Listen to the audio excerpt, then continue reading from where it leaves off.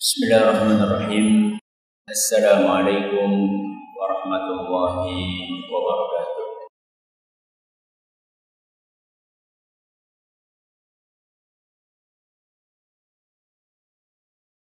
Alhamdulillahi rabbil alamin. Wa bihi nasta'inu ala umuri dunya waddin.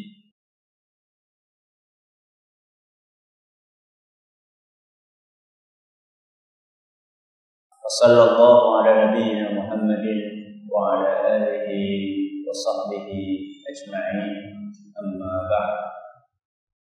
Kita panjatkan puja dan puji syukur kehadirat Allah Tabaraka wa Ta'ala pada kesempatan pagi yang sejuk ini. Kita kembali diberi kekuatan, kesehatan, hidayah serta taufik dari Allah Subhanahu wa Ta'ala, sehingga kita bisa kembali menghadiri pengajian rutin Jumat pagi di Masjid Agung Darussalam Purbalingga ini. Kita berharap semoga Allah Tabaraka wa Ta'ala berkenan untuk melimpahkan kepada kita semuanya ilmu yang bermanfaat, sehingga bisa kita amalkan sebagai bekal untuk menghadap kepada Allah Jalla wa Ala. Amin ya rabbal alamin. Salawat dan salam semoga senantiasa tercurahkan kepada junjungan kita Nabi besar Muhammad sallallahu alaihi wasallam, kepada para sahabatnya, keluarganya, dan umatnya yang setia mengikuti tuntunannya hingga akhir nanti. Bapak-bapak dan ibu-ibu sekalian yang kami hormati, pengajian kita pada pagi yang berbahagia kali ini judulnya apa? Terjebak macet teng pundi? Panjenengan pernah terjebak macet? Apa di Purbalingga ada macet? Setahu saya macet itu adanya di mana? Di Jakarta. Mungkin panjenengan macetnya itu karena sedang bepergian. Apa rasanya ketika jenengan itu terjebak macet? Apa? Mumet, panas, apa malih? Sumuk, jengkel, sumpek, haus, lapar. Pokoknya segala yang tidak enak itu ada di dalam kemacetan. Makanya orang itu berusaha bagaimana caranya supaya tidak terjebak macet. Kalau mau mudik itu sudah melakukan persiapan sekian bulan sebelum pulang. Mulai dari mencari jalur alternatif. Kira-kira kalau di sini macet berarti jalurnya lewat sini. Kemudian juga memilih waktu yang kira-kira orang ini tidak banyak keluar. Ternyata semua orang mikirnya sama. Akhirnya macet juga. Ada yang pasrah lawis pancen mangsane macet, sing penting kendaraane sing penak, full AC, bahkan ada yang sangu macam-macam. Dia nanti sangu rice cooker dia. Saking siap-siap konong dalan. Loh, itu ada itu. Kalau lagi menjelang Idul Fitri, perjalanan dari Jakarta ke sini yang biasanya cuma memakan waktu 10-12 jam. Itu kalau lagi Idul Fitri bisa sampai berapa jam? Bisa sampai 24 jam lebih. Rasanya gimana coba jenengan duduk 24 jam? Loh, jenengan sekarang saja duduk 1 jam kadang-kadang wis apa? Sebengkeken. Padahal ini panjenengan masih bisa selonjor, masih bisa ngulet. Coba kalau di bis. selonjor angel, empet-empetan, belum yang samping nangis, yang belakang muntah. Belum lagi sopirnya, Masya Allah, ugal-ugalan, subhanallah. Semua orang tidak ada yang pengen terjebak macet karena tidak enak. Dan dia akan berusaha semaksimal mungkin bagaimana supaya dia tidak terjebak macet. Tapi sayangnya, ada satu jenis macet yang lebih mengerikan daripada itu. Kok kita tidak merasa khawatir? Dan kita juga tidak siap-siap. Bagaimana supaya saya tidak terjebak kepada kemacetan yang mengerikan itu? Apa kemacetan yang saya maksud?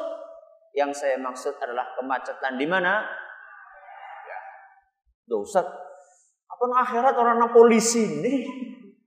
Sehingga orang bisa macet. Apa di akhirat tidak ada traffic light? Bukan masalah itu. Nabi kita Muhammad SAW menjelaskan jenis macet yang ada dalam akhirat. Di dalam sebuah hadis yang diriwayatkan oleh Imam At-Tirmidzi. Dan beliau menyatakan hadis ini hasan sahih.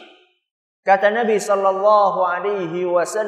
la tazulu qadama 'abdin yaumal qiyamah.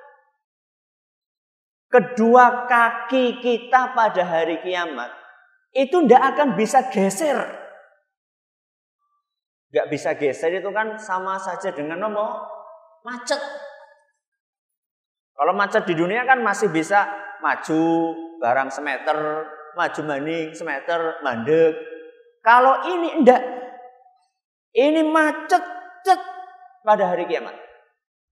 Jadi pada hari kiamat nanti, kedua kaki kita ini tidak akan bisa kita angkat dan kita geser. Hatta yus'al. Sampai kita dimintai pertanggungjawaban tentang 4 hal. Pinten? 4. Yang pertama, kata Nabi SAW, an umurihi fima afnah. Yang pertama tentang umurnya. Untuk apa umur itu digunakan? Ini yang pertama, nanti kita akan jelaskan. Kita sebutkan dulu secara global. Yang kedua apa Ustaz? Wa an ilmihi fima fa'al. Yang kedua tentang ilmunya. Sudah diamalkan atau belum? Terus Ustaz yang ketiga apa? Yang ketiga kata Nabi SAW, wa an malihi min aina tasabahu wa fima anfaqah. Yang ketiga tentang hartanya.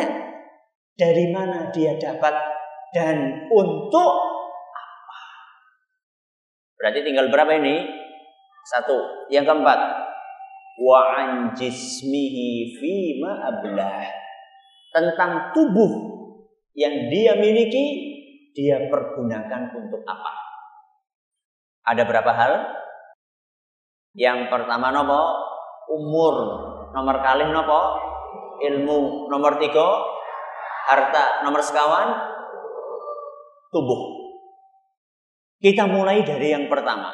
Yang pertama apa? Umur. Sering kita mendengar muga-muga umure dawa. Geno mboten? Ketemu, Masya Allah panjang umur ya, muga-muga sing dawa umure. Apalagi kalau lagi sakit, ya Allah, cepat mati ya, umur sing dawa. Gitu.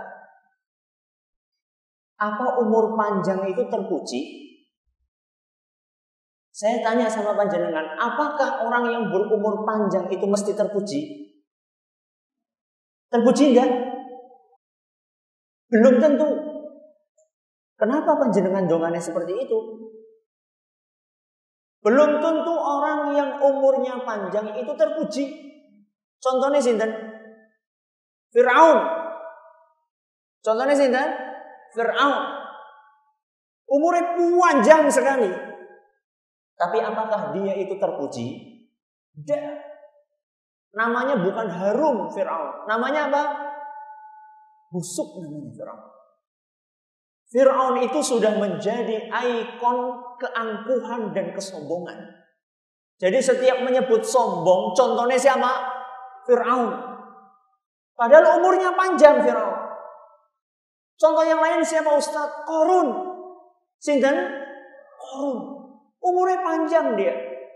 Tapi setiap disebut tentang ketamakan, tentang tamak harta, tentang kufur nikmat, contohnya sinten?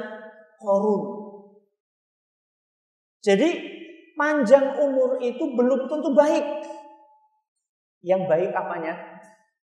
Umur yang diisi dengan kebaikan. Terus berarti boleh ndonga kepriwe Ustaz? Ya Allah, moga-moga pripun? Ora dawa umure. Ya Allah, moga-moga umurnya panjang di dalam kebaikan. Itu yang benar. Jadi kalau panjenengan ketemu sama orang dong, ya Allah, moga-moga umurnya dawa di dalam ketaatan kepada Allah. Atau kata yang lain, ya Allah, moga-moga umurnya barokah. Umurnya apa? Barokah. Ora dawa, ora apa-apa. Sing penting barokah. Contohnya siapa? Contohnya para ulama kita. Ada seorang ulama yang insya Allah panjenengan semuanya pernah dengar. Namanya Imam yang punya buku Riyadhus Shalihin. Imam sinten? Imam Nawawi. Sinten? Imam Nawawi.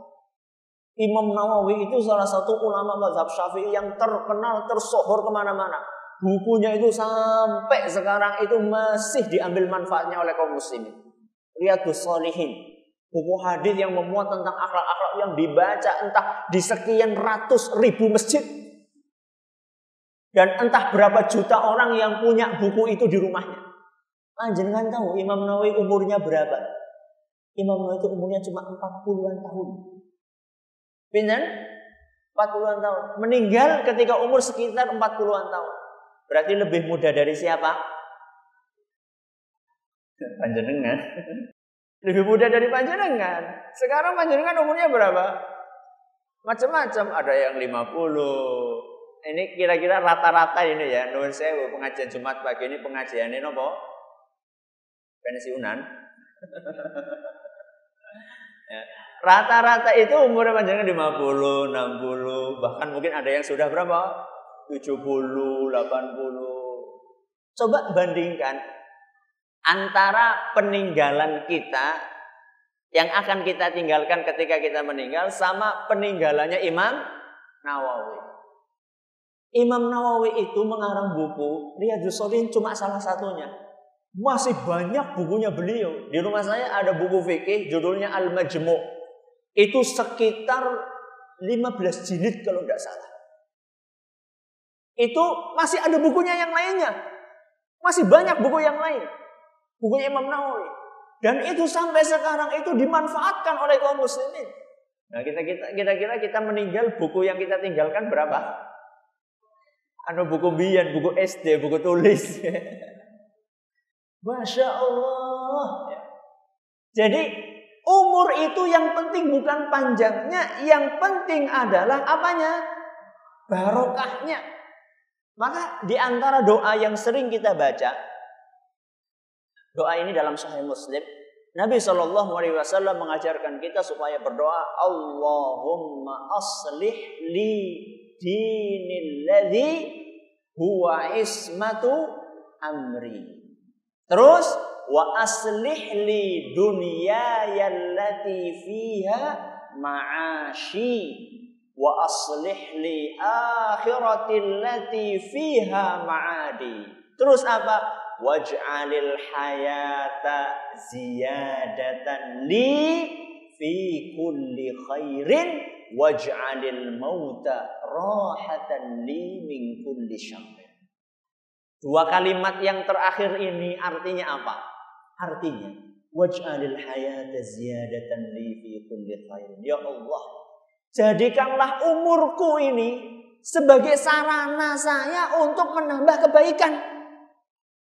Jadi toh kalau kita diberi umur panjang, kita jadikan umur ini untuk nambah pahala. Karena ada sebagian orang lebih baik umurnya nggak panjang. Kenapa? Nek dawa umure malah tambah akeh dosane. Nauzubillah min dzalik. Maka ketika kita diberi karunia oleh Allah Subhanahu wa taala umur yang panjang, jangan sampai kita jadikan umur ini sebagai sarana untuk numpuk dosa. Mendingan jadi bocah cilik sing mati gasik. Orang anak apa nih? Dosane. Ya Allah Ustaz, jeneng biyen yang orang mati ya. Oh, itu kan Allah yang membagi-bagi. Jadi terserah Allah Subhanahu wa taala. Ada sebagian orang yang diberi umur 1 hari. Ada sebagian orang yang diberi umur 1 abad. Yaitu terserah Allah Subhanahu wa taala. Nah, karena itu terserah Allah, maka kita sebagai hamba bisanya adalah bagaimana caranya kita mengisi umur yang telah Allah berikan kepada kita. Kemudian kelanjutannya waj'alil mauta rahatan li min kulli syarr. Ya Allah, jadikanlah matiku itu sebagai saran untuk menyetop dosa-dosaku. Jadi ketika kita mati, alhamdulillah nyong mati, dosanya orang tambah akeh. Itu seperti itu. Jangan sampai matinya kita justru menyetop amal soleh kita.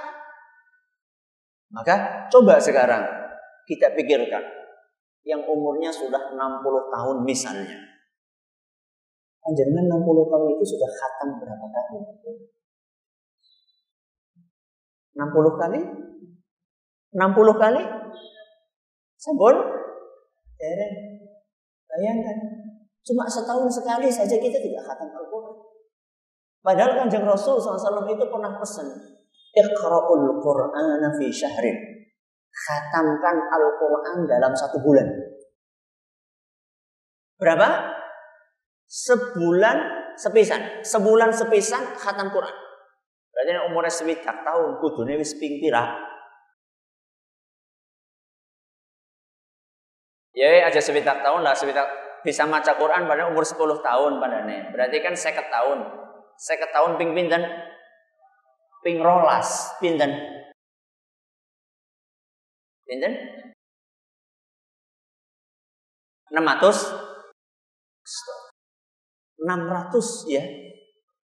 Sinten teng mriki sing wis khatam ping 600. Ini idealnya loh.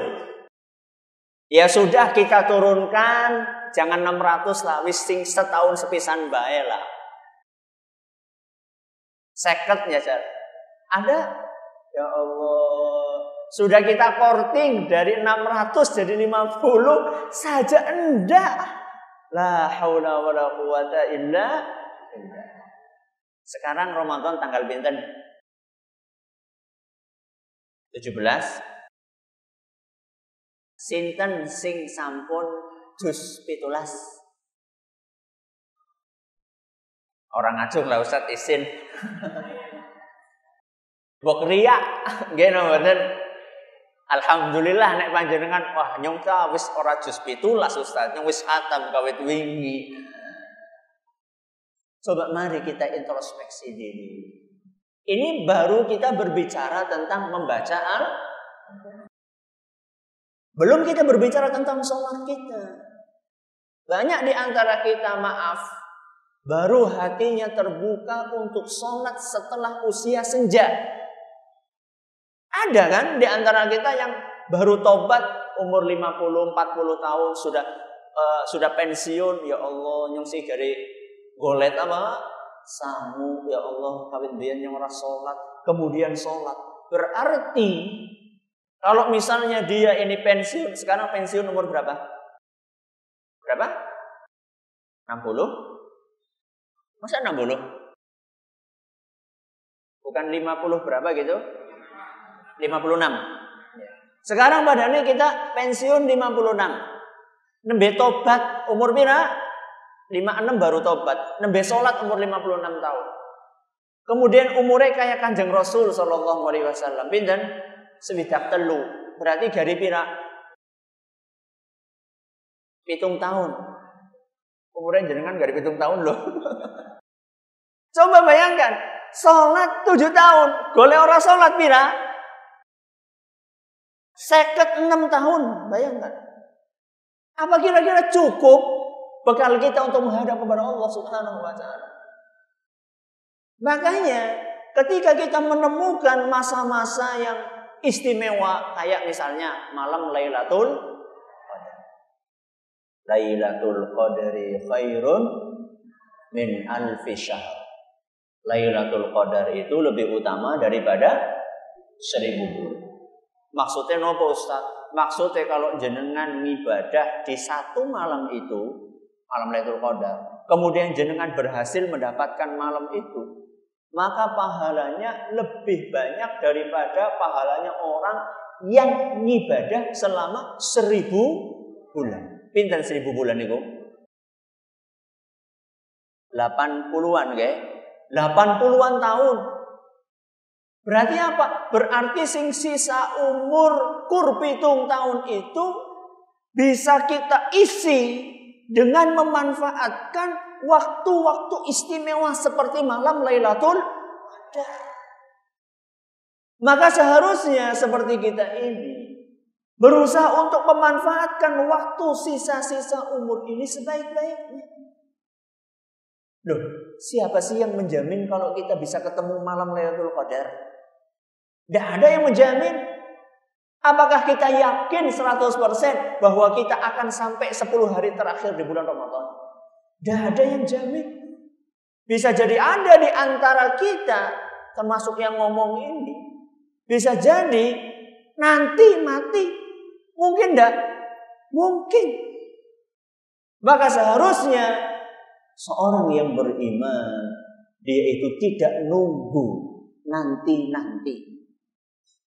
Tidak punya penyakit engkau disit. Dah. Makanya dalam Al-Quran Allah Subhanahu wa ta'ala berfirman, fa idza faraghta fansab. Kalau sudah kosong, segera lanjutkan dengan amalan yang lainnya. Makanya salah seorang sahabat Nabi SAW berpesan, wa idza asbahta fala tantadhiril masa. Kalau kamu masuk pagi hari, jangan tunggu sore hari. Ada sebagian kita yang ngarep tobat, lah engko bae lah tobat engko awan. Iya nek gutul awan. Ah, saya mau sedekah lah. Lah nanti sajalah, ngenteni nek duitnya tambah akeh. Iya kalau duitnya tambah banyak. Ini pesannya para sahabat Nabi SAW. Kemudian kata mereka, wa idza amsayta fala tantadhiris sabah. Kalau kalian masuk sore hari, enggak usah tunggu kapan? Besok harinya. Enggak usah tunggu datangnya pagi hari, enggak. Begitu kita ada waktu sekarang, kita punya kesempatan untuk beramal, lakukan amal tersebut. Saya lagi kosong, mau apa? Masya Allah. Kemarin saya dapat cerita.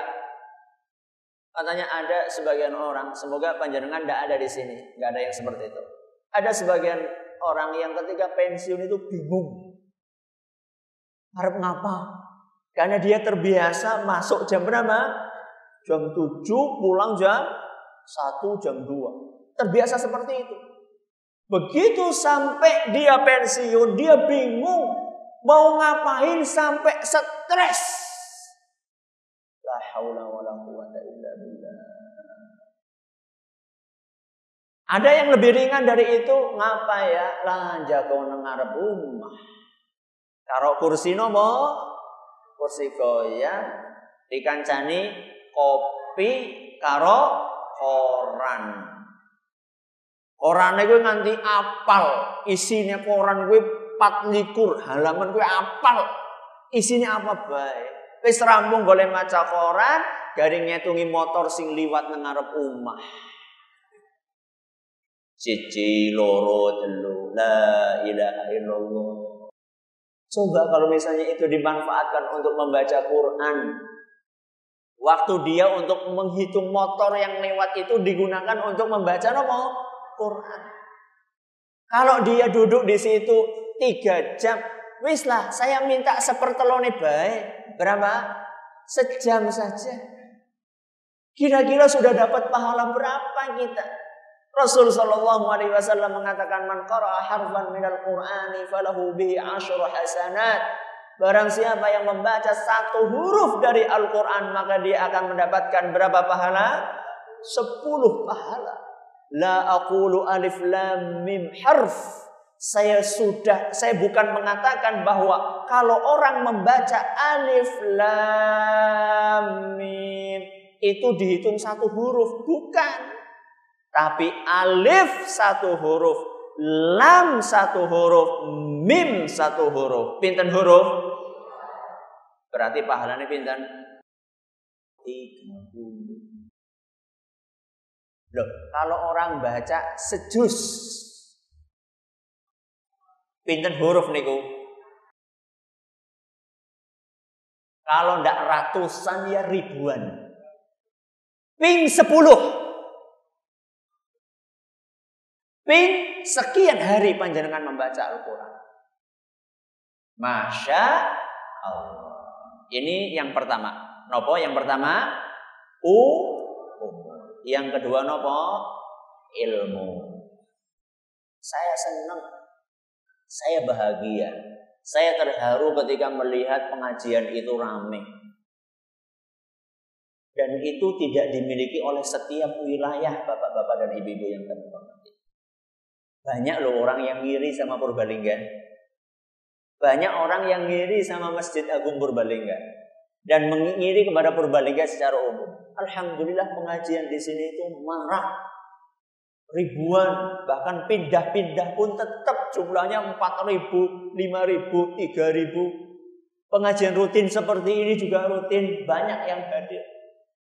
Di sebagian Masjid Agung, pengajian itu yang hadir cuma 40 orang, 30 orang, paling akeh. Tapi kebahagiaan kita tidak berhenti sampai di sini. Bisa jadi nikmat yang kita rasakan ini akan berubah menjadi malapetaka. Kapan Ustaz? Kalau misalnya ilmu yang kita dapatkan ini cuma dijadikan sebagai hiasan kertas tok. Hanya kita jadikan sebagai numpuk-numpuk pengetahuan di otak. Dan tidak diwujudkan dalam alam nyata. Alias ilmune kurdi sinaoni boten diamalaken. Maka seharusnya kita sebagai seorang muslim ketika mendapatkan ilmu sedikit langsung diamalkan. Contohnya baru ngaji. Oh, engane sing jenengane jamaah kuwi teng pundi? Masjid. Salat jamaah itu ke masjid, terutama buat kaum pria. Oh, berarti engkau mulai zuhur nyong kudu masjid. Itu namanya mengamalkan ilmu. Ibu-ibu baru sinau, baru belajar. Ya, baru ngaji tentang harusnya wanita memakai kerudung. Coba sih setelah ini jenengan pulang jaga toko. Kerudungnya masih dipakai, Bu? Tesih, Bu? Tesih, Bu? Ketone urung kabehan nih guys sing ngendikan ya. Ini bapak-bapak dan ibu-ibu yang kami hormati, yang akan menjadikan nikmat ini menjadi malapetaka. Karena kita akan ditanya sama Allah Subhanahu wa taala pada hari kiamat nanti. Kamu sudah punya ilmu tentang wajibnya memakai kerudung. Kemudian kamu sudah tahu tentang wajibnya sholat berjamaah di masjid. Kamu sudah tahu tentang akidah yang diajarkan sama Kanjeng Rasul sallallahu alaihi wasallam. Mana di antara ilmu-ilmu tersebut yang sudah kamu amalkan? Sebagian orang ketika dapat ilmu dia mau praktek, wah, bok dikucilaken. Ini adalah merupakan salah satu godaan syaitan yang harus kita perangi. Terutama dalam masalah keyakinan, akidah. Ini yang kadang-kadang orang itu berat untuk mempraktekannya. Karena dia harus berlawanan dengan dengan arus. Masyarakat biasa melakukan kesyirikan, kebid'ahan. Ini tahu-tahu dapat ilmu baru yang sebenarnya bukan baru. Sebenarnya ini adalah warisan dari Kanjeng Rasul SAW. Cuman kita baru tahu. Kemudian kita akan mempraktikkan ilmu tersebut. Ternyata harus berhadapan dengan sekian banyak gelombang yang ada di masyarakat. Seharusnya orang yang beriman, yang tidak ingin terjebak macet di hari kiamat, dia harus menjadi seorang seperti karang di tengah lautan. Walaupun dia ditabrak ombak besar bagaimanapun, dia akan tetap kokoh mempertahankan prinsipnya. Inilah orang-orang yang akan selamat dari macet di hari akhirat. Tapi kalau misalnya kita, orang kepenak. Biasanya seperti itu kan. Jadi panjenengan tetap kados niku. Ora kepenak karo tanggane lah. Mbok dadi nopo? Mbok dadi omongan. Maka siap-siap saja akan terjebak nopo? Macet di alam akhirat. Na'udzubillah min dzalik. Makanya kalau kita dapat ilmu cepat diamalkan. Keuntungannya banyak mengamalkan ilmu. Dunia akhirat. Keuntungannya di dunia mengamalkan ilmu nopo Ustaz. Keuntungannya ilmu jenengan itu akan nopo? Akan awet. Banyak di antara kita kan mengeluh, Ustaz bareng ngaji dene kelalen, ngajine tulen. Nopo tulen? Utuh. Tulen udah metu kelalen. Kalau saya punya istilah lain, tulen itu urung metu wis kelalen. Geno mboten? Kalau tulen metu nembe kelalen wis mending. Iki urung metu wis kelalen. Tahu enggak kenapa? Karena ilmu kita itu tidak diamalkan. Coba sekarang. Panjenengan hafal surat Fatihah? Hafal mboten? Kalau misalnya jenengan bangun tidur, ujuk-ujuk begitu melek, langsung disuruh baca Al-Fatihah. Hafal? Hafal? Panjenengan hafal surat Amma Yatasa'alun?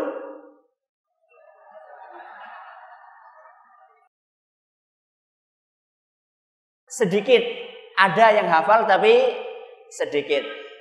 Saya tanya yang sedikit ini. Yang sedikit ini saya tanya, yang sudah hafal Amma Yatasa'alun.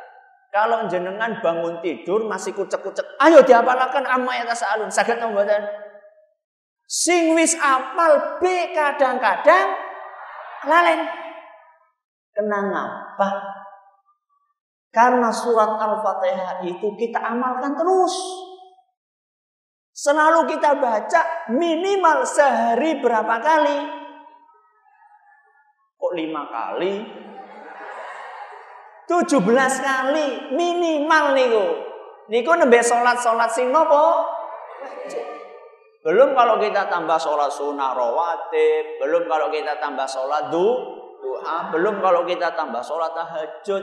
Di bulan Ramadan kita tambah dengan salat tarawih. Makanya tidak mungkin kita lupa.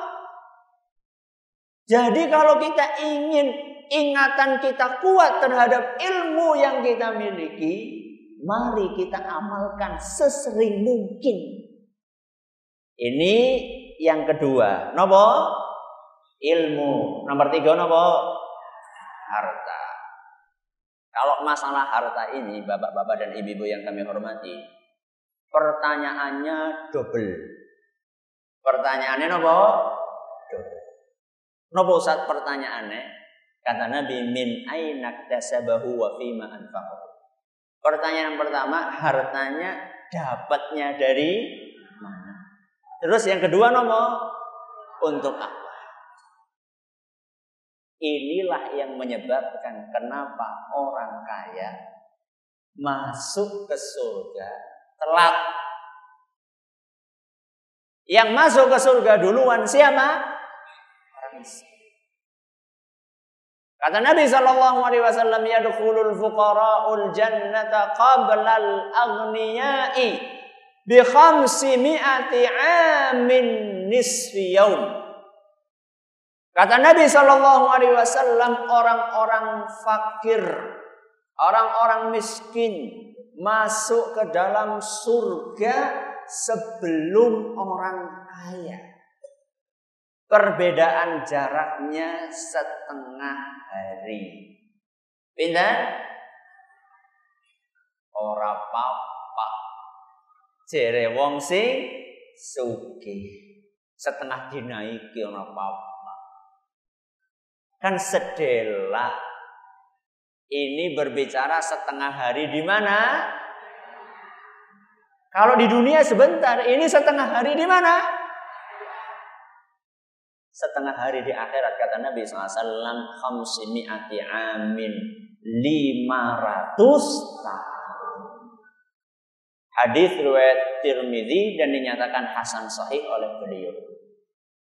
Seneng ya dadi wong, seneng ya dadi wong miskin. Iki wis 500 tahun nang surga, sudah merasakan emasnya, sudah merasakan makanannya, minumannya, bidadarinya, istananya. 500 tahun wis wareg. Iki nembe unduk wong sugih nembe pada mlebu. Pripun? Pengen jadi orang kaya apa orang miskin?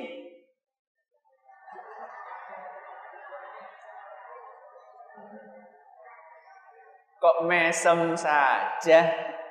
Gimana? Milih jadi orang kaya atau orang miskin? Tetep baik bangetan iki. Saya di sini bukan sedang mengatakan tidak boleh jadi orang kaya, enggak.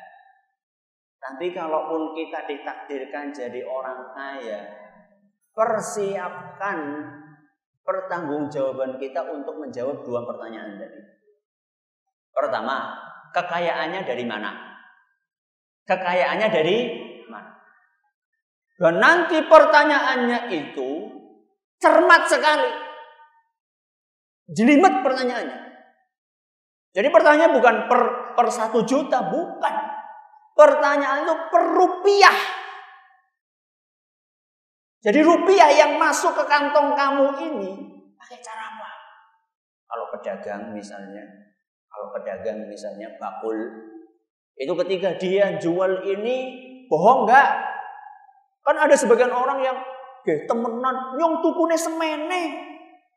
Wallahi, masya Allah. Wis ditambahi wallahi, nyong tukune semene. Padane ibu-ibu adol napa nggih Bu? Satean apa Bu? Ayam. Aja ayam lah, kangkung. Kangkung panjenengan beli seunting pinten, Bu? 1.000, 2.000, 3.000. Ya, panjenengan beli di tukang sayur 3.000. Mungkin tukang sayurnya belinya berapa? 2.000 mungkin. Panjenengan sebagai penjual untungnya pengen akeh. Kemudian ditawar menjadi 2.500. Padahal jenengan sudah untung berapa? 500. Karena jenengan untungnya pengen lebih banyak. Loh, 2.500 bali modal be ora. Nyong tuli tukune 3.000. Nah, bohong lagi. Nyong tukune 3.000 ya hidup-hidup gue penglaris lah. Padahal sebenarnya dia sudah untung. Itu 1.000. Setiap perak rupiah akan ditanya sama Allah Subhanahu wa ta'ala. Ini yang menyebabkan kenapa orang-orang kaya telat. Apalagi yang kekayaannya banyak sekali. Maka hati-hati. Sudah cukup sampai di situ yang harus kita perhatikan kalau kita jangan jadi orang kaya. Oh tidak. Masih ada pertanyaan yang kedua yang harus kita siapkan. Setelah kita punya uang, untuk apa uang itu? Untuk beli apa uang itu? Ketika anak kita minta sesuatu, apakah kita beri langsung sesuatu yang dia inginkan tanpa kita melihat apakah yang diminta oleh anak kita merusak anak kita atau tidak? Banyak orang tua yang menuruti permintaan anaknya, padahal yang diminta oleh anaknya merusak anak kita. Maka hati-hati Bapak Ibu yang kami hormati. Sayang itu tidak selalu diwujudkan dengan menuruti setiap permintaan anak. Tapi ketika kita akan mengeluarkan uang yang kita miliki, jangan kita berpikir itu duitnya nyong, sekarepe nyong, tidak. Itu uang dari Allah. Maka harus dibelanjakan sesuai dengan aturannya siapa? Allah. Jadi panjenengan yang jadi orang kaya, kemudian punya anak pengen dimasukkan ke perguruan tinggi yang bonafit, yang terkenal, kalau mau diterima harus ngomong, harus nyuap. Orang apa-apa nyukat duit. Bukan. Nanti kita akan ditanya sama Allah Subhanahu wa taala tentang uang-uang yang kita letakkan di tempat-tempat yang dimurkai oleh Allah Subhanahu wa taala. Orang lagi medeni. Ya, saya bukan sedang menakut-nakuti, tapi mari kita introspeksi diri supaya kita tidak terjebak nopo macet. Ini yang keberapa ini? Yang ketiga, yang keempat, yang terakhir nopo? Tubuh kita. Untuk apa tubuh kita? Kayak tadi misalnya telinga kita lebih sering kita gunakan untuk mendengarkan pengajian atau mendengarkan orang yang lagi ngerasani. Kaki kita lebih sering kita gunakan untuk berjalan menuju ke masjid, untuk mencari nafkah, buat menafkahi keluarga, atau lebih sering kita gunakan untuk mendatangi tontonan ebek. Tangan kita lebih sering kita gunakan untuk hal-hal yang diridhoi oleh Allah Subhanahu wa taala. Ketika panjenengan punya HP, ya ibu-ibu, bapak-bapak, panjenengan punya HP, lebih sering panjenengan gunakan untuk menulis SMS yang isinya nasihat, menasehati saudara-saudara teman-temannya, atau lebih sering digunakan untuk nulis di status Facebook jenengan yang isinya cuma sekedar tanya sana tanya sini yang tidak ada manfaat atau minim manfaat di dalamnya. Itu akan ditanya sama Allah Subhanahu wa taala.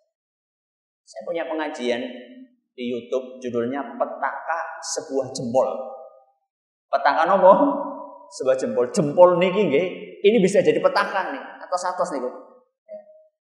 Bisa dilihat itu di YouTube. Judulnya nopo? Petaka Sebuah Jempol. Jadi kalau kita nggak ingin macet, caranya kita mempersiapkan berapa hal. Yang pertama nopo? Umur. Yang kedua ilmu. Yang ketiga harta. Yang keempat tubuh kita. Dan tentunya tidak lepas dari taufik Allah Subhanahu wa ta'ala. Semoga perjalanan kita di akhirat lancar. Allahumma amin. Saya kira cukup sampai di sini. Terima kasih atas perhatiannya. Mohon maaf segala kurangnya. Kita tutup dengan membaca Subhanallahumma wa bihamdika asyhadu an la ilaha illa anta astaghfiruka wa atubu ilaik. Wassalamualaikum warahmatullahi wabarakatuh.